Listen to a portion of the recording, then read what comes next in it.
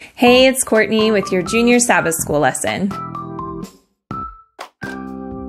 Hope you have had a great week. It's good to be here with you.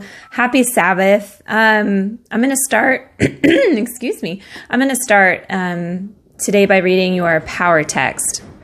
Sorry if you can hear that. It's super windy outside right now, and that's actually a piece of our roof. So, our power text comes from 1 John chapter 4, verse 16 and 19.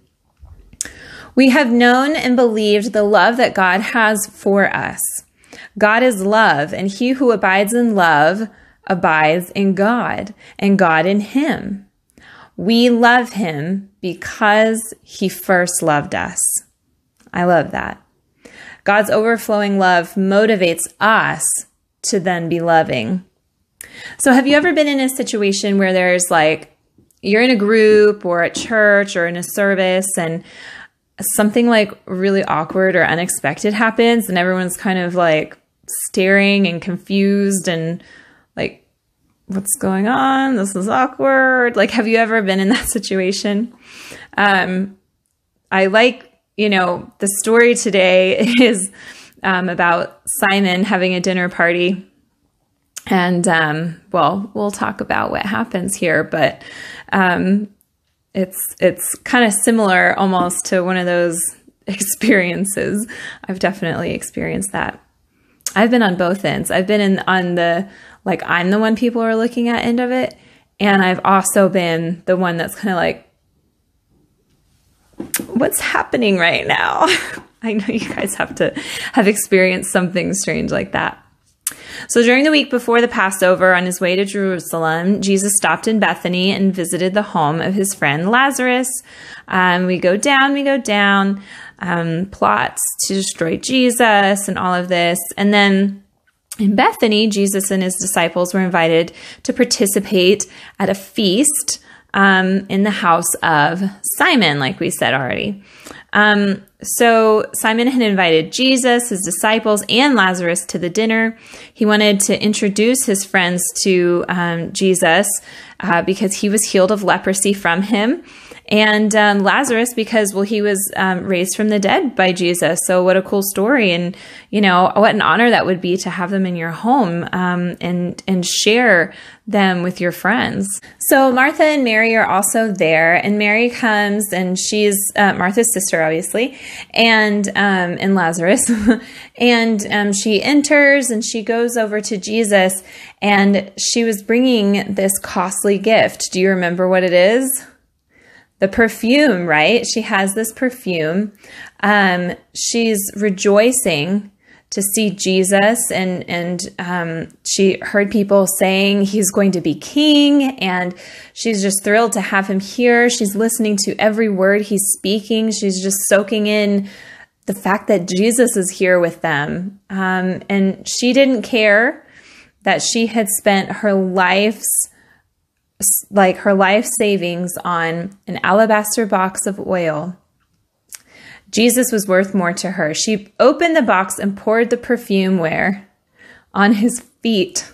And then what?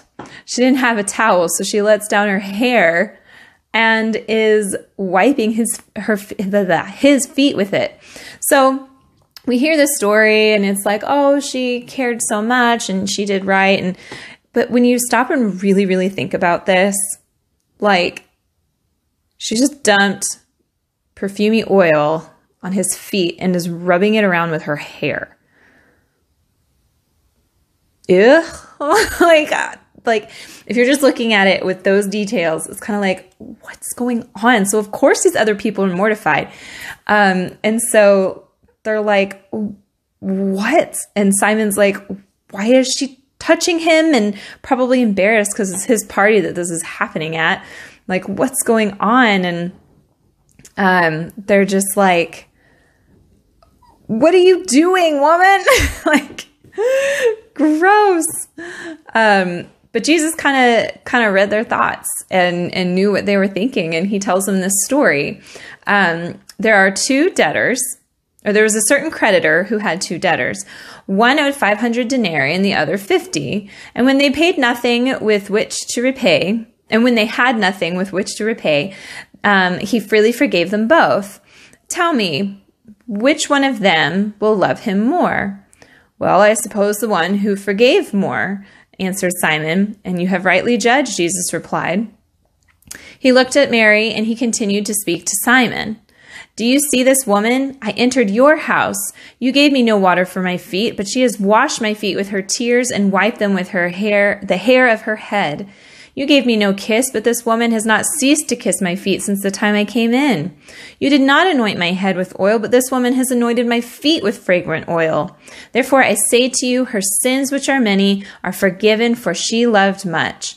But with whom little is forgiven, the same loves little. Then Jesus said to her, your sins are forgiven. So not only is he saying it's okay what she's doing here, he's saying this is magnificent what she's doing here. And so the people probably looked pretty startled, like, okay.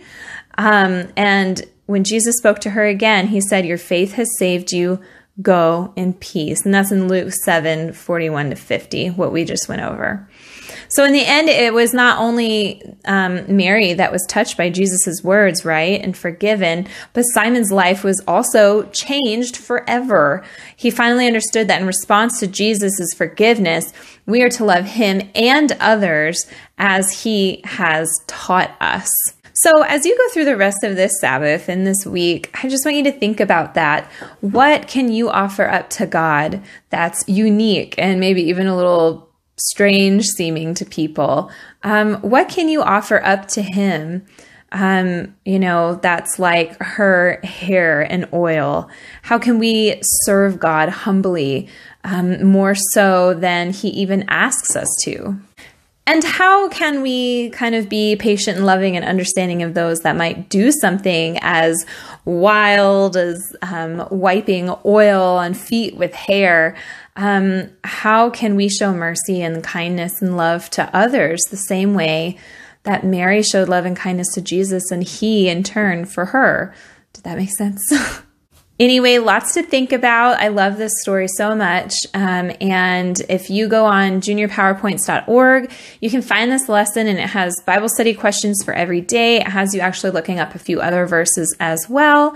And I hope that you do that. And especially with family, it's always great to look at this because it's so neat how different people and have different perspectives, whether they're boys or girls or parents or grandparents. Each person has something new, some other perspective to bring onto the story. So when you go through the week thinking about these lessons and reading and doing Bible study, don't just do this on your own. Do this as a family thing and study these things together so you can just get more and more insight to the story. With that, I'm going to let you go. Have a wonderful Sabbath and weekend. And yeah, I guess I'll see you next time. Bye.